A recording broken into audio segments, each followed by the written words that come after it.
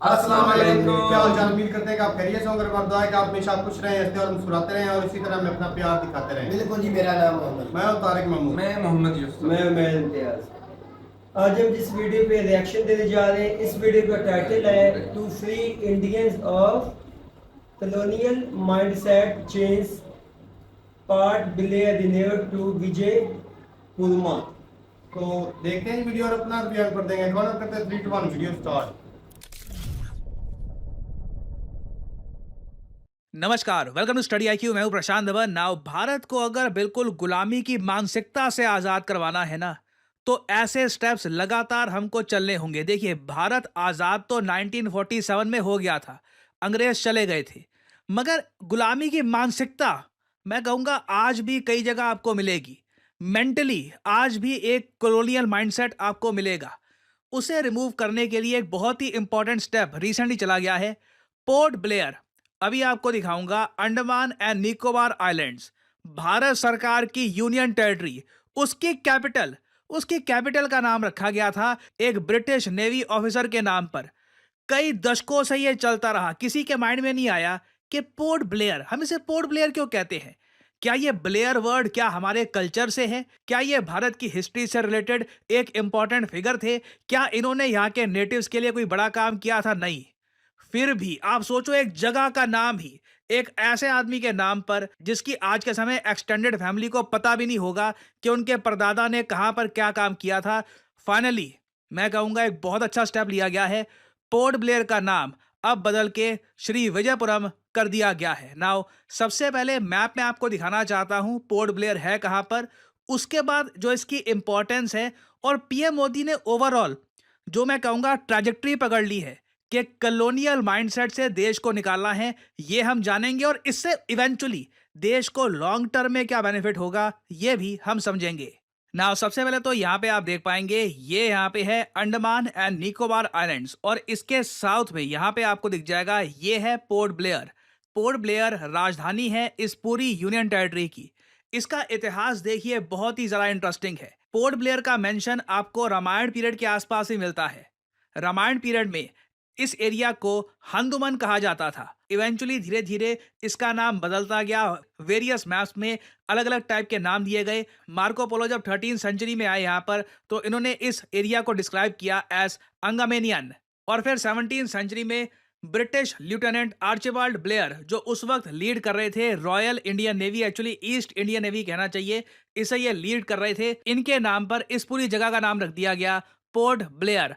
और देखिए, हिस्ट्री अपने आप पे जब हम पढ़े ना, इतनी डिप्रेसिंग है और इतना जरा गुस्सा आता है कि यहाँ पे हमारे साथ हो क्या रहा था। जो लोग भारत की आज़ादी के लिए लड़ रहे थे, उनको सजा देने के लिए ब्रिटिशर्स ने एक अलग से मेनलैंड इंडिया से बहुत जरा दूर पोर्ट ब्लेयर के इलाके में ही एक जेल बनाई। इस जेल के बारे में आपने कई बार सुना होगा, काला पानी की जेल। यहाँ पर भारत के कई फेमस फ्रीडम फाइटर्स को रखा गया और टोटल 773 प्रिजनर्स यहाँ पर रखे गए। इनमें से 64 हॉस्पिटल्स में मारे गए क्योंकि कंडीशंस यहाँ पर बहुत खराब थी। और देखिए, ब्रिटिशर्स का दिमाग मैं आपको बता दूं इतना ईवल था, जी हाँ ईवल मुझको यहाँ पे वर्ड यूज करना पड़ेगा। जो फ्रीडम फाइटर्स को जेल किया गया था ना यहाँ पर, उनसे फोर्सफुली ब्रिटिशर्स जो वेजिटेशन है, जो मतलब जंगल है यहाँ पर, वो क्लियर करवाते थे। अब ऑब्वियस ही बात है, जब ये जबरदस्ती किया जाएगा तो जो नेटिव पॉपुलेशन थी वहां पर, इंडिजिनस लोग थे, वो गुस्सा हो जाते थे, वो लड़ते रहे फ्रीडम फाइटर से और लड़ाई होती थी। और आप जान के हैरान होंगे, एक लिटरल वॉर हो चुकी है ब्रिटिश एम्पायर और अंडमान आइलैंड्स के नेटिव के बीच में। अंडमान आइलैंड के नेटिव ने सिंपली ये कहा कि देखिए, हमारा एरिया है, यहाँ पे हम अपने तरीके से रहते हैं, आप जबरदस्ती यहाँ पर जंगल डिस्ट्रॉय क्यों कर रहे हैं। ब्रिटिशर्स ने ब्रूटली जो नेटिव्स थे अंडमान के, इनको हरा दिया, कई नेटिव्स मारे गए। ये सब ओपनली हुआ, हिस्ट्री में प्रॉपरली डॉक्यूमेंटेड है। मगर तब भी हमने आज़ादी के बाद भी ना इस जगह को पोर्ट ब्लेयर ही बुलाना ठीक समझा। नहीं तो पहला काम हमको यह करना चाहिए था कि पोर्ट ब्लेयर जो नाम है ये हम रिमूव करते। और अगर हम महान लीडर सुभाष चंद्र बोस की हिस्ट्री देखें, जिन्होंने बड़ा रोल प्ले किया था भारत की आज़ादी में, इन्होंने 1943 में ही पोर्ट ब्लेयर को ही एक प्रोविजनल कैपिटल डिक्लेयर किया था आज़ाद हिंद का। तो बिल्कुल देखिए, पोर्ट ब्लेयर का नाम बदलना बहुत इंपॉर्टेंट था और फाइनली लंबे समय के बाद यह कर दिया गया है। और भारत के गृह मंत्री अमित शाह जी ने इसके बारे में ये ट्वीट करी है। यहाँ पे आप देख पाओगे, inspired by the vision of PM Modi to free the nation from the colonial imprints today we have decided to rename Port Blair as Shri Vijayapuram. Now, इन्होंने आगे ये कहा है कि अंडमान निकोबार आइलैंड्स का बहुत ही इंपॉर्टेंट रोल रहा है भारत की आज़ादी में. Andaman and Nicobar islands have an unparalleled place in our freedom struggle and history. The island territory that once served as the naval base of the Chola Empire is today poised to be the critical base for our strategic and development aspirations. देखिए, बिल्कुल Andaman and Nicobar islands की आप अगर location देखोगे तो काफ़ी बार इसको कहा जाता है कि इंडिया का नेचुरल एयरक्राफ्ट कैरियर है. अगर ये इंडिया के पास ये पूरे टापू ना होते ना, तो इंडिया देखिए बे ऑफ बंगाल में इतनी ज़्यादा अपनी जो डोमिनेंस है ये नहीं बढ़ा पाता. और यहाँ पे आप देख पाओगे आगे लिखा है, it is also the place that hosted the first unfurling of our Tiranga by Netaji Subhash Chandra Bose ji and also the cellular jail in which Veer Savarkar ji and other freedom fighters struggled for an independent nation. तो जैसे मैंने आपको बताया, इंडिपेंडेंट इंडिया की history में बहुत important है कि हम पोर्ट ब्लेयर का नाम एक ऐसा नाम रखें जो इंडियन कल्चर, इंडियन हिस्ट्री से काफ़ी हद तक जुड़ा हुआ है. ना यहाँ पे मैं ये भी ऐड करना चाहूँगा कि पीएम मोदी के हिसाब से, इनकी गवर्नमेंट के हिसाब से ये सब करना इंपॉर्टेंट क्यों है. ये जो छोटी सी क्लिप है मोदी जी की, ये मैं चाहता हूँ आप देखें. साथियों, आजादी के अमृत महोत्सव में देश ने गुलामी की मानसिकता से मुक्ति का संकल्प लिया है. नई राष्ट्रीय शिक्षा नीति गुलामी की मानसिकता से देश को बाहर निकालकर टैलेंट को, इनोवेशन को निखारने का प्रयास है. अब देखिए, देश में क्या स्थिति बनाकर रख दी गई थी. अंग्रेजी भाषा के ज्ञान को इंटेलिजेंस का पैमाना मान लिया गया था, जबकि भाषा तो सिर्फ संवाद का, कम्युनिकेशन का एक माध्यम पर है. देखिए, इसे कहते हैं कॉलोनियल माइंडसेट में जकड़ा होना, कॉलोनियल चेन में फंसा होना. इसका मतलब ये नहीं है कि आप इंग्लिश यूज़ ना करें. यहाँ पे अमित शाह जी ने ट्वीट करी है, ये भी इंग्लिश में है, बट ये बस एक मोड है कम्युनिकेशन का. ये ट्वीट हिंदी में हो, किसी और भाषा में हो, तो उसकी इंफॉर्मेशन की जो इंपॉर्टेंस है कम नहीं हो जाती. This is a very important thing. और इंडिया देखो एक इनोवेशन सेंटर नहीं बन पाएगा जब तक लोगों को खुद पे विश्वास नहीं होगा. आपने देखा होगा स्पोर्ट्स में भी जिन टीम्स की एक हिस्ट्री रही है लगातार जीतने की, उनके पास एक इतिहास रहा है, एक उनके मन में प्राइड है कि हम इस टीम से बिलोंग करते हैं जो हमेशा जीतती आई है, वो आगे भी जीतते रहते हैं. सिमिलरली आज के समय इंडिया का कोई इतिहास पढ़ेगा पिछले 1000 सालों का, देख के कुछ हद तक बुरा लगता है कि इतने लंबे समय तक हम गुलाम रहे. पहले इन्वेडर्स आए बाहर के बहुत सारे, एक के बाद एक करके प्लंडर किया देश को, फिर हम ब्रिटिशर्स की एक कॉलोनी बन गए. हमारे ही देश में बोर्ड लगा दिया गया, dogs and Indians are not allowed. कई इंडियंस को भूखा मार दिया गया. तो कहीं ना कहीं देखिए क्वेश्चन आता है कि क्या हम में ही कुछ गलती है क्या हम बहुत ही आसानी से बढ़ जाते हैं, हमको यूनिफाई होकर एक इकट्ठा खड़े होकर प्रोग्रेस करना नहीं आता क्या. तो बहुत सारे जो ये डाउट्स है ना, यही है कॉलोनियल माइंडसेट में जकड़े होना, खुद पे विश्वास ना करना. तो एटलीस्ट जब हम हमारी इंपॉर्टेंट लोकेशंस के नाम तो चेंज करके खुद के इतिहास से जुड़े हुए जो नाम हैं उनके हिसाब से रखते हैं, इससे फ्यूचर जनरेशन को एटलीस्ट एक मैसेज आता है कि जो बीत गया सो बीत गया, वो अतीत था, वो आज के समय जो प्रेजेंट है उस पे हावी नहीं है. आज के समय you are free. India perhaps अपने बेस्ट सेंचुरी की तरफ बढ़ रहा है, और आप और मैं दोनों जानते हैं आज के समय किसी भी एम्पायर की जरूरत नहीं है, ना ताकत है कि वापस इंडिया को गुलाम बना पाए. तो देखिए, जो ये नाम चेंज किया गया है पोर्ट ब्लेयर का, ये लंबे समय से ड्यू था, फाइनली ये हो चुका है. And I am sure in the future ऐसे और भी इनिशिएटिव्स लिए जाएंगे. ना फाइनली आपसे यहाँ पे एक सवाल पूछूंगा. क्वेश्चन ये है कि हाल ही में देखिए इंडिया ने एक जॉइंट मिलिट्री एक्सरसाइज कंडक्ट करी है अल नाजा के नाम से. किस देश के साथ? ये है यहाँ पे आपकी ऑप्शंस, यूएई, कतर, ईरान या फिर ओमान. कमेंट सेक्शन में करिए उत्तर. जो लोग सही आंसर देंगे उनकी कमेंट को मैं हार्ट दे दूंगा ताकि बाकी लोग समझ पाएं कि सही उत्तर क्या है. एंड फाइनली यहाँ पर मैं ये भी ऐड कर दूं कि स्टडी आईक्यू को 10 साल हो चुके हैं. जी हाँ, 10 साल बेमिसाल. और इसको सेलिब्रेट करने के लिए स्टडी आईक्यू की मेगा 69% डिस्काउंट सेल हो चुकी है एक्टिव. नाउ ये सेल अब तक की मैं कहूंगा सबसे स्पेशल सेल है, क्योंकि यहाँ पे आपको पहली बात तो मिल रही है डबल वैलिडिटी. मतलब कि अगर आपका कोर्स 1 साल का है, 2 साल का हो जाएगा. और साथ ही साथ एक मेगा डिस्काउंट जो आज से पहले स्टडी आईक्यू में देखा नहीं गया था. Literally we are celebrating with all of you. 5 दिन तक ये सेल चलेगी, 11 तारीख से लेकर 15 तारीख तक.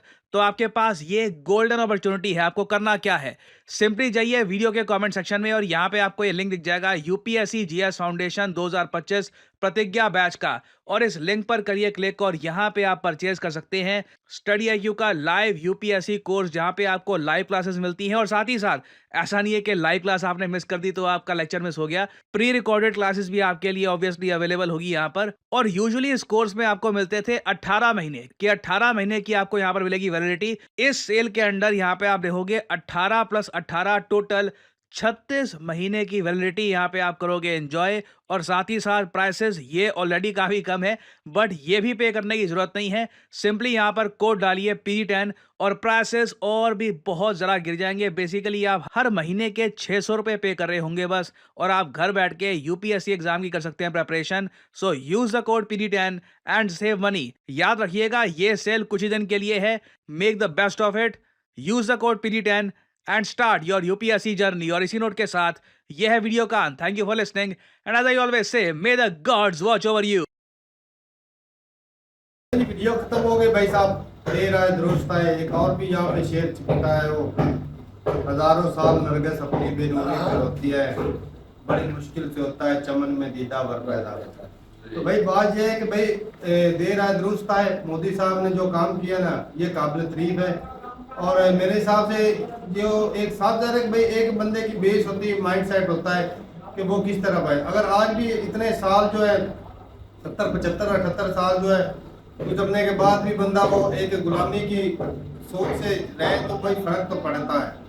तो ऊपर उठने के लिए साफ जाहिर है कि गोरे का नाम रखने से कोई फायदा है किसी जगह, लेकिन अब वो स्टेप ले रहे हैं, अच्छी बात है। लेकिन ये चीज है कि भाई 4-5 साल एक जगह का नाम बदल दिया, दूसरी जगह का नाम। तो मैं तो कहता हूँ भाई साहब एक दफा भाई अच्छा पकड़े, जहाँ पर भी किसी गोरे का या किसी दूसरे का नाम कर दो भाई, अपना रख दो। ये रोज का झंझट खत्म ना हो जाए। कभी मुगलों का चेंज करो, कभी मुगलों का चेंज। स्टेटमेंट थी कि उन्होंने कंसेप्ट ये बनाया कि जिनको उस टाइम इंग्लिश आती थी यूसुफ भाई, वो ही मोतबर समझ जाते थे, हत्ता कि ये बड़ी गलत सी मंतक है। जबान एक अलग मसला, अपनी जुबान है, हमारी हर किसी की अपनी जुबान होती। वो इंग्लिश को तरजीह इसलिए दे दी गई कि वो इंटरनेशनल बन गए। तो अक्सर पूरी दुनिया गुलामी की गोरे इन पे रूल कर रहे थे, पूरी दुनिया में उन्होंने राज किया अभी। लेकिन ये अच्छा है उन्होंने चीज़ों के नाम बदले ताकि उनको पता, उन्होंने अपने जो फ्रीडम फाइटर है उनके नाम पे रखे, उनके नाम पे रख रहे। रखना भी चाहिए, लेकिन ये आए दिन 4-5 साल बाद या ये अब देख लो ये स्टेप लेने में कितने साल मोदी साहब के बड़ा हो वक्त गए। लगा है। अब 11वां साल शुरू है, ऐसे ही 11 साल लगे। अब जाके ये स्टेप लिए है। तो ये चीजें मैं कहता हूँ 11 साल भी क्यों लगे इस चीज। ये बंदों के ना जो ब्रेन है ना वो बड़े वसी हो जाते जो हैं। मिसाल तारक साहब ने दी है वो ये लोग अप्लाई करेंगे, हो सकता है वो करें। नहीं एकदम से तो नहीं, पहले सियासत खत्म हो जाएगी ना, धीरे धीरे सियासत रखनी है कि इस काम में सारा कुछ ये सियासत है। आप भी तो कर रहे हैं ना, आस्ता आस्ता भी स्टेप बाय स्टेप कर रहे हैं, एकदम ही कर नहीं। लेकिन वो करेंगे आस्ता वही आस्ता। जैसे थोड़ी देर पहले नहीं आपको याद होगा कि मुगलों के टोटल उन्होंने कहा था, मोदी साहब ने ही कहा था कि हम नाम चेंज करना चाहते हैं। जब आपने कहा था ये कैसे करोगे वो ये, इसी तरह वो एक एक करके कर रहे हैं, एकदम ही कर ले भाई। एकदम उनको फायदा क्या हो। ये भी सियासत की है ना हमें। आस्ता आस्ता जो फायदा स्टेप बाय वरना भाई साहब फिर तो आजाद है ना, किसी इलेक्शन ना आती किसी है। मुगल का नाम लिखने से तो गुलामी इनको दिखती है अगर देखा जाए तो। पॉलिटिक्स इसी का नाम हैं? पॉलिटिक्स। कल को अगर इलेक्शन होते हैं इनका दो ही फायदा होता है, पाकिस्तान और कल को ये जो स्टेप लिया अगर ये पॉजिटिव आता है तो इलेक्शन आएगा। सामने ये रखिए स्टेप भाई। है पॉजिटिव, इसमें भाई वो कोई सामने नहीं रखिए। है। मैंने इलेक्शन क्योंकि हम लोग भाई आजाद जिस तरह से अयोध्या में मंदिर था ना वो पहले भी तो बना सकते थे। वो एकदम इलेक्शन से पहले यूसुफ साहब उसका इफ्तिताह किया गया। ऐसे ही होता है पॉलिटिक्स। इस्तेमाल किया गया वो भी सियासत थी, तो ये भी सियासत में ही आ जाता है। लेकिन भाई मेरा कहने का मतलब ये है लेकिन ये कि सियासत भी है तो भी अच्छी है। है अच्छी। अच्छा है, लेकिन भाई वो ये 10-11 साल लगे क्यों? मकसद क्या है कि भाई नक्शा पकड़े, जहाँ जहाँ पर भी गोरों को एकदम ही साफ कर दो भाई साहब। मेरी बात तो वही हम कर रहे हैं। वही मैं बात कर रहा हूँ भाई इतनी साहब। आसानी से वो साफ उन्होंने नहीं होने तारक साहब को वाले। दिखाना है, तकरीबन 80 वक्त के साल मुताबिक 80 साल चलना एक बिल लेकर आ जाए जिस तरह पार्लियामेंट में आता है, कहते हैं भाई साहब जो गोरों के नाम थे सारों के चेंज हो जाए। अच्छा, इंडिया में जो आज कानून वही। चल रहा है आज भी, वो किनका है? उनका अपना है, अपना कानून नहीं, उन्होंने तरमीम में हुई है, मुकम्मल अभी तक नहीं हुआ है। अब ये नहीं मैं अच्छा, मुझे पता ब्रिटिश भाई, भाई तरमीम में हमने भी की है, है। उन्होंने भी एकदम की है। तारक साहब आसान भी नहीं है। अब तो ये देखो जो किले वगैरह है जिससे मुफ्ती खड़ों के तकरीरें करता है, वो किन के हैं? मुगलों के नहीं। यार नाम ही एक बदल रहा है ना ये। वो चीजें भी ना बदले जो मुगलों की बनी हुई लो जी, हैं। क्यों इनके ऊपर बदले? भी इतना इनको रोज पे भी उस पर- इतराज है, नाम पे भी इतराज है। वो तो ताजमहल नाम भी बदल उनका बना सकते हुआ हैं है। चीजें। नहीं तो पूरा फिर किला वो कैसे अपने बदले? एहसासों को तोड़ दें। तोड़ तो दो। फिर नाम की क्या जरूरत है यार, चेंज करने इसको की? नाम समझ बदल नहीं। दें, उनके नाम पर क्यों रखें? तुझे पता है कितना अब अच्छा, वायरल हुआ था? यकूब भाई के कहने का मतलब ये है कि ये जो आइलैंड था इसका बजाय नाम चेंज करने के इसको तोड़ दिया जाए या किसी और तो यार को इसको किया तोड़ने जाए। की नहीं, सिर्फ मैं उस किले की बात कर रहा हूँ, लाल किला या इस तरह है। मैं मिसाल वो के मुगलों तौर पर ले रहा मुगलों हूं। से इतनी जो नफरत की जाती है, तो वो उनका नाम चेंज करने से नफरत खत्म हो जाएगी। वो उनकी जो जगह है जहाँ वो रहते थे वो तो इस्तेमाल कर नहीं रहे। माइंडसेट चेंज होता है, ये माइंडसेट बंदे जो लोगों की इसका वो हिंदुस्तान की मलकियत है कमला लेकिन तमीर किन्होंने किया था? वो तमीर तमीर हिंदुस्तानियों ने। इंडिया ने तो पैसा हमारे नहीं डाला। लोग, हमारा पैसा, हमारी लेबर, हमारी उस जगह, वक्त तमाम हुकूमत तर किसकी चीजें थी? तो हमारी इस्तेमाल अच्छा, है। एक मिनट, आप क्या कहें? एक मिनट, अब पार्लियामेंट- मुगलों ने तमीर किया यार, था। एक मिनट। एक मिनट, मुगल कौन थे? हिंदुस्तानी नहीं थे। नहीं, हिंदुस्तानी नहीं थे। हाय थे और यहाँ कौन पर थे? ये भी है, लेकिन वो तो मानते ही अफगानिस्तान नहीं से है। आए थे। कभी कहा है आपने कि वो तो नाम मोहम्मद माने हिंदुस्तानी से आए थे। नहीं, कभी किसी ने नाम कहा कि वो नहीं। हिंदुस्तानी थे। यार, नहीं, वो अफगानिस्तान से आए थे। 1215 में बेशक बाबर कभी- आया। अब ठीक है उनका ना? पीछे अब history 1215 में जाओ। वो आया। 1700 ये अपना गजनी गौरी है 1757 तक था। अब जो रिसेंट जो सारे पैदा हुए जो बाद है वो तो हिंदुस्तानी हुए ना। क्या हाँ, करते ये हो भी है, यार? ये भी है। आखिरी जितना बादशाह जो है बादशाह औरंगजेब भी इधर के पैदा हुआ तो था। फिर हिंदुस्तानी हुई है। अच्छा, यहाँ पर ये भी है कि मुगलों ने नाम चेंज किए, हिंदुस्तान का नाम उन्होंने बदला। क्यों तारक साहब? पता नहीं, मुझे तो नहीं नहीं। पता। अब ऐसे ही हिंदुस्तान को अब पहले इधर कौन से मुस्लिम रहते थे कि मुस्लिम रोड कहीं जगह पे बने हुए नहीं। यार मैं पूरे कंट्री का कह रहा हूँ। अलीगढ़ जो है वो किधर वो तो से आ गया? यूनिवर्सिटी के जब मुसलमान यूनिवर्सिटी में वो हुए इलाका भी है पूरा है, इलाका भी फिर है पूरा। वो पहले इधर था कोई अलीगढ़ वो लेकिन किसी जब ने- मुस्लिम हुए तो उन्होंने रखे। हाँ तो इसी फिर के नाम नाम पे तो बदले है। गए, पहले जगह थी ना भाई। बात ये है कि जो नाम बदले गए ये अगर बदलने तो एक दफा बदल दे भाई। हाँ ये फर्क तो पड़ता ही है भाई। नहीं, बहुत फर्क नहीं, पड़ता है। ये सच्चाई है भाई, फर्क तो पड़ेगी। एक आने गुलामी वाली की जिंदगी नस्लों है। के दिमाग जो है वही चेंज हो पर जाएंगे उनका मेन मकसद जो कॉलोनियल टाइप सोच है ना, उससे निकलना एक है। गैर मुनसिफाना सोच, एक अब भाई अब जो नए यूथ है ना कोई कॉलोनियल सोच रही नहीं है। सीधी बात ये है। चीजें बड़ी हैं ऑलरेडी अभी। आजाद फील करते हैं भाई साहब, चीजें आजाद तो- कंट्री में रहते हैं। ये अगर ये गलत ही सोच होगी कि भाई आज भी कॉलोनियल माइंड है, वो गोरे रखते हो कि भाई हमने इनको गुलाम उनकी बना सोच रखा है। लेकिन भाई अब जो गुलाम नहीं है हिंदुस्तान, ये सच्चाई है जिधर भाई। मर्जी जाए क्यों? घूमे, कोई क्यों? मस्जिद है, पूछ लो हमारे- कि हम गुलाम हैं। हमारी सोच तो वही है अभी और नहीं। पाकिस्तान और में। हमारी नहीं है, इंडिया की बात कर रहे हैं। इंडिया की बात कर, इंडिया के किसी इंडिया छोटे की से कर बच्चे से सकते हो। पूछ लो, कहोगे तुम गुलाम हो, अब इंडिया वो की बात बोलेगा कर नहीं है। सकते हैं। कर सकते बच्चे हैं। बच्चे से पूछ लो, बोलेगा नहीं है। हम तो अभी भी उन पे डिपेंडेंट हैं। पर डिपेंडेंट होना अलग बात है, गुलाम लेकिन होना आजाद अलग बात है है। ना। आजाद है। उनका तो आजादी का है ना। उस तरह के नहीं जैसे होना चाहिए। हर फैसले में खुद मुख्तियार नहीं है। तो यार बाकी में सियासतदानों के मामला आ जाते हैं ना बीच में, सियासतदान लेकिन तो हम भाई हैं तो कैसे अपनी निकलते हैं? जिंदगी आजादी से नहीं गुजार रहे। ये है। चले जी भाई साहब, आज की बहस का मकसद यही था कि 11 साल आखिर क्यों लग गया ये काम करने में। तारक साहब का मतलब कि ये पहले भी किया जा सकता किया जा है, सकता पहले है। दो हुकूमतों में भी। तो ये इसको सियासत समझें या फिर जो है वो अभी को देर याद आए है दुरुस्त आए। वो तो हो गया। वो भी बोला मैंने, देर है दुरुस्त है, लेकिन ये अब स्टेप जो ले रहे हैं कि एक कॉलोनियल एक जो मिशन है, कॉलोनियल जो माइंडसेट है इसको खत्म चेंज कर- करना है। चेंज कर। तो भाई एकदम से साफ सफाया कर दें एक साल के अंदर, नहीं होगा, हो नहीं वो सकता। मुश्किल हो सकता है लेकिन जल्दी ऐसा वो जल्दी नहीं हो जाएगी। करेंगे, वो नहीं करेंगे। चलें जी ठीक है, मैं अपनी रात रुकता का कमेंट सेक्शन में। बाकी हाँ, जो फ्रीडम फाइटर थे उनके नाम से रोडों के नाम, जगहों के नाम होने चाहिए।